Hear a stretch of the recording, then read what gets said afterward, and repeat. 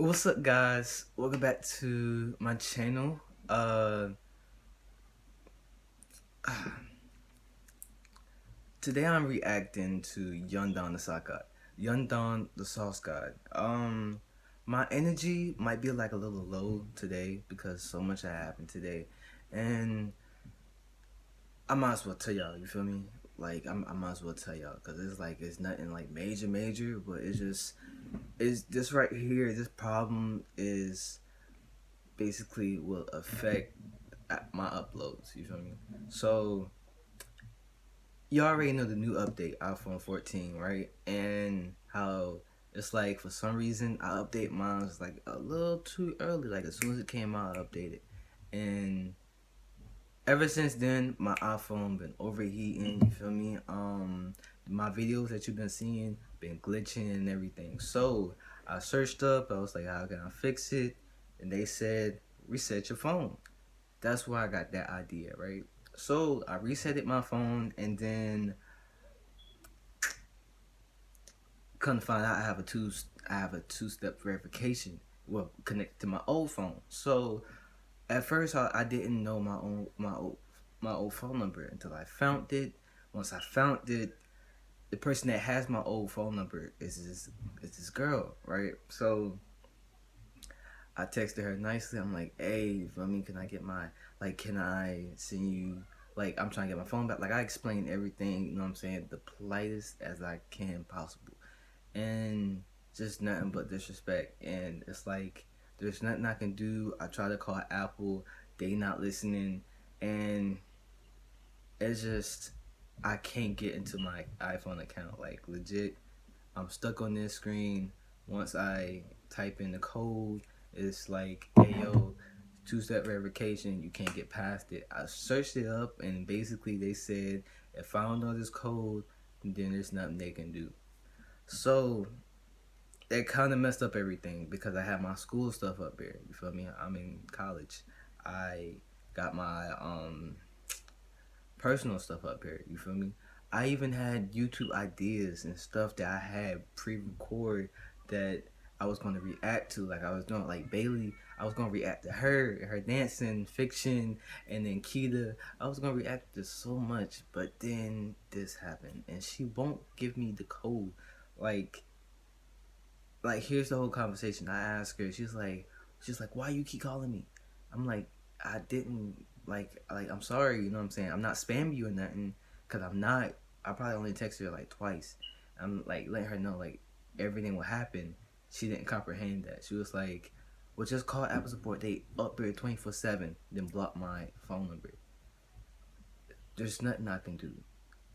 I'm blocked out my account, and yeah, it's just been a bad day for me. And yeah, but I feel like I started this journey. I need to continue it. You feel me? All right, 3 minutes already passed away, and I'm just talking about my issues, and I'm sorry.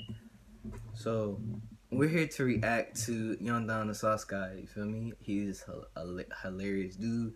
You feel me? Again, I'm using my old phone, the iPhone 6, and everything, so the quality is terrible. But don't mind that. Y'all can just react to this video with me. You know what I'm saying? Laugh because I need this laughter. And Young Don the Sauce Guy always seems to deliver like that. So I'm gonna get everything set up right now. And yeah, that's just how it is. So I got the video set up, I got everything set up. This is what I need. You feel me? I need laughter. I can't go down being sad. You feel me? I gotta be happy, cause that's what it's about. Being happy. So let me go ahead and click screen record. I'm already to the side, so put your screen record on. By the way, I can't really pause it cause both of these phones don't got that much storage. So if you know what I'm saying, this video is just gonna go by quick. But yeah, all right, screen record on and press and play now. And then from behind me, I hear, Lord Donald, that's where you live? But they think say you live somewhere nicer than that. No, yo, Donald, really, that's where you live, dog? Oh, dude. I turn around, and there's this group of kids laughing at me. And I don't know what to do. Alright, I'm fixing it. Boom.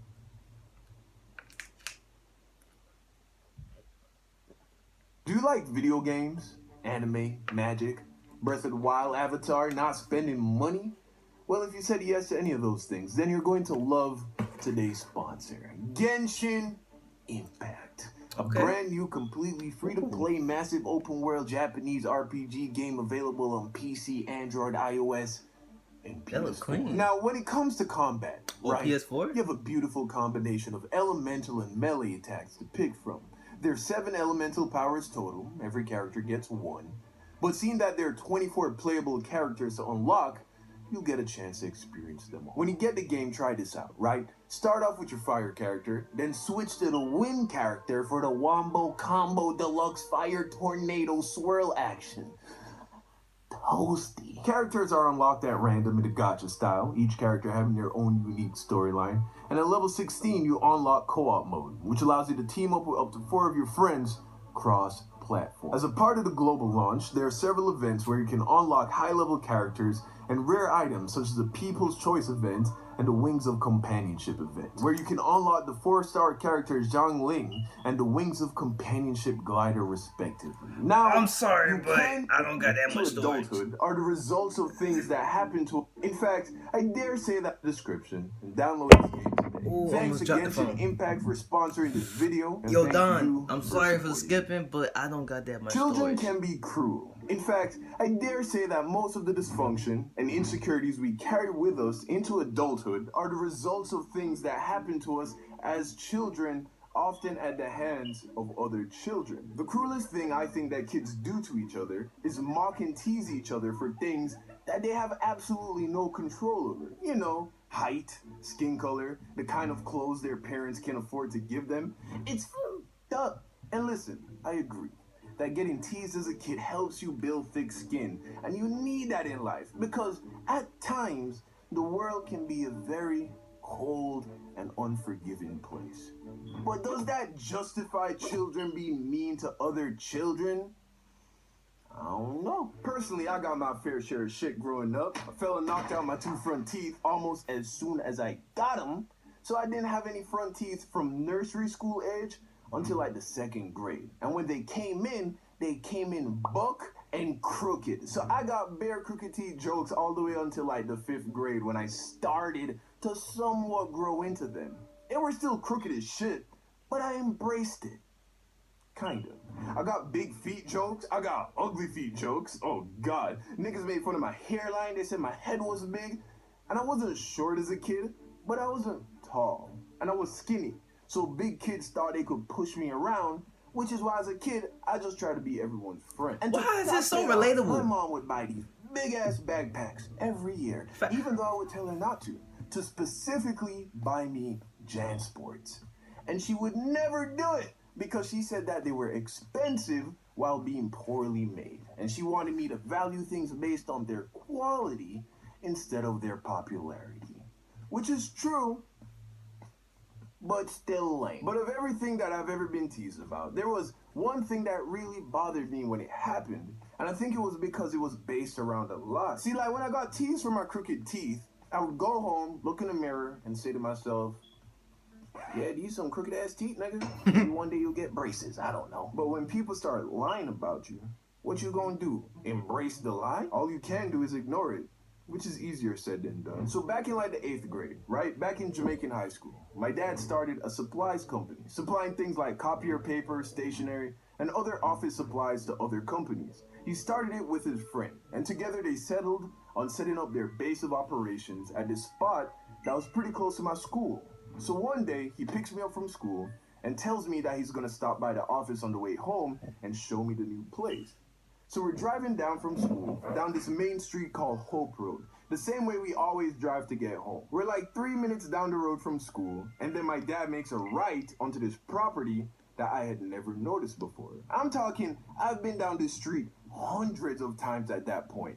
Never once did I notice this property. And that's probably because the small entranceway was hidden by an overgrowth of bushes and shrubs. So we drive down this dirt road and park in front of this large 1-story building, which was clearly a house, not an office building. This was a house, and it was old. Like, the niggas who built it had slaves, bro, for sure. It was so old and it was not well taken care of. Turns out the people that owned it inherited it from their family and wanted to turn it into a business complex. But it was still in the beginning phase of being turned into that. On the outside, it still looked like an old rundown house. Now, at first, I actually thought it was kind of cool. You know, I like old buildings and I like the idea of my dad starting a company. And when I went inside, it looked like an office space. There were desks and computers and air conditioning. There was fresh paint on the walls. Everything looked legit.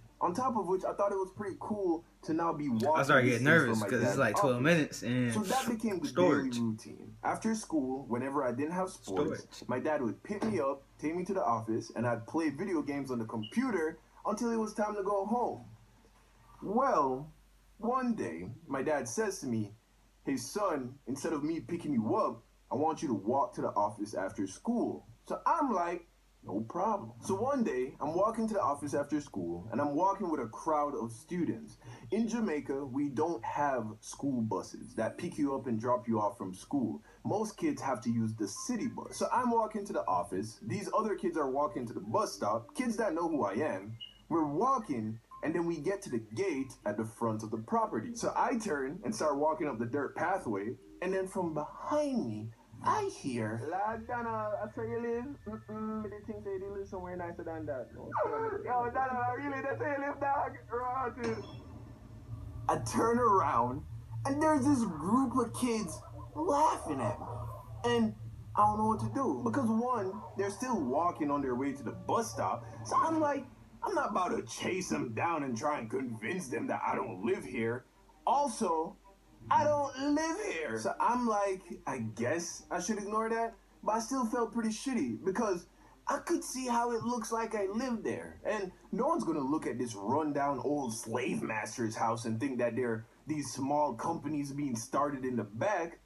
And no one at the school actually knew where I really lived because my parents weren't the sleepover and hang out with other kids after school kind of parents.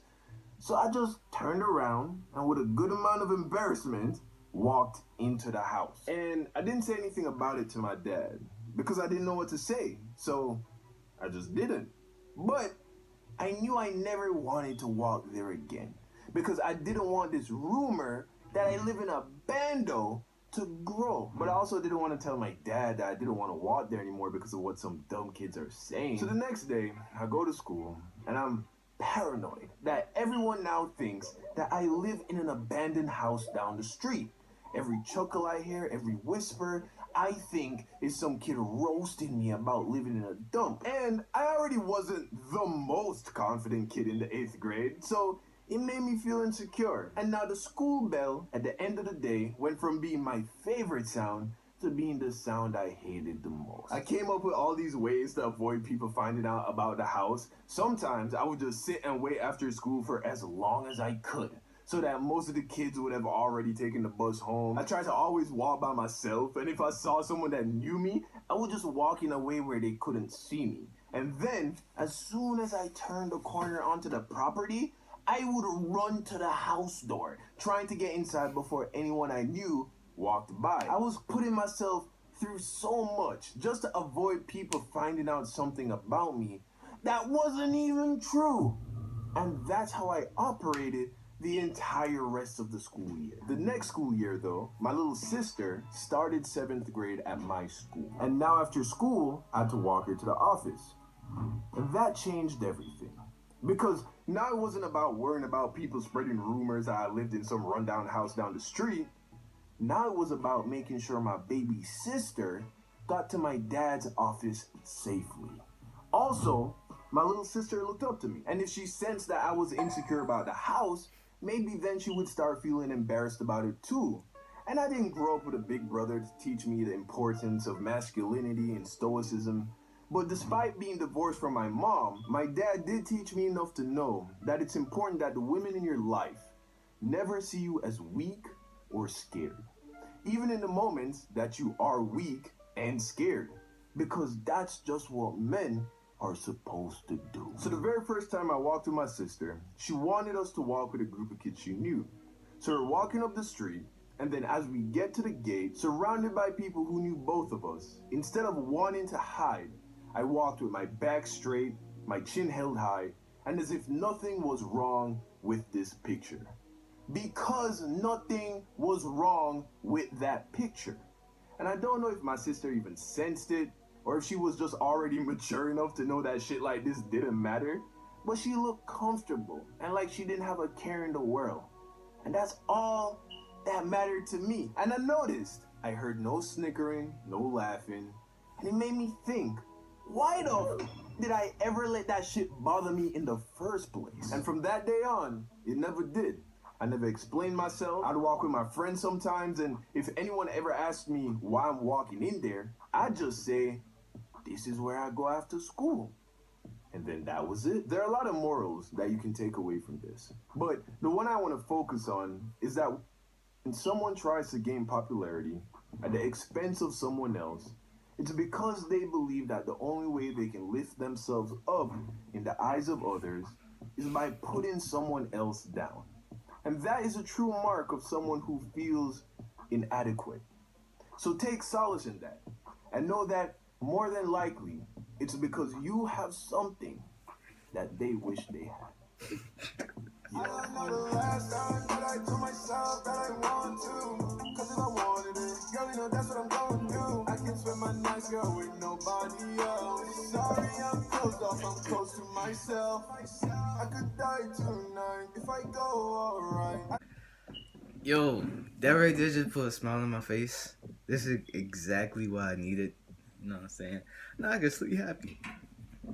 But yeah, you feel me? This video give you a whole bunch of life lessons, and it's so relatable. It's crazy. So y'all go to this video, go click on his stuff and subscribe, because you know what I'm saying. There's a reason why I react to his videos so much, because he is amazing. You feel me? Yo, Don, if you see this, you know what I'm saying, comment on this video. You know what I'm saying? It means a lot. But yo, thanks for watching. You feel me? I know I talked a lot, but thank you for listening. Like this video, comment any other videos you want me to react to. I'm gonna try my best to post as many videos as possible, but I already told you what happened. So if I don't, please don't get mad at me. Thanks for watching. I hope you subscribe. I hope you like this video, and I'm out. Peace. You feel me? Stay blessed.